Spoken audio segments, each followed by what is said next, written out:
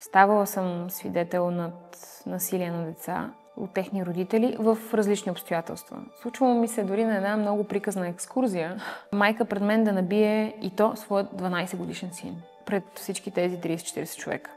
Защото са закъснели да се качат в автобуса, защото той е тръгвал, да кажем. Това е пример.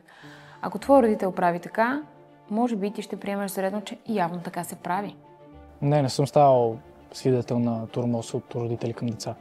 В гимназията имаше деца, които редовно си идваха с някакви външни белези.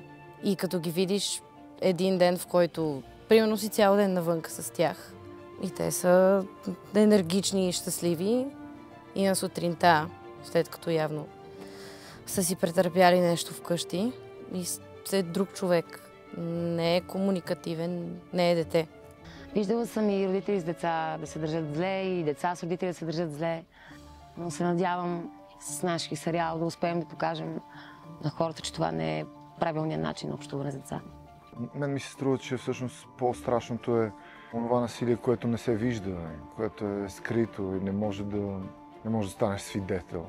Ако някой просто напредаше някое дете, това е едно, ама има видове насилие и ми се струва, че има много страшни видове насилие, които остават абсолютно незабелязани. Ставала съм много пъти свидетел на насилие от родител над дете. За мое огромно съжаление, в повечето случаи е ставало дума за нездраво психически родители.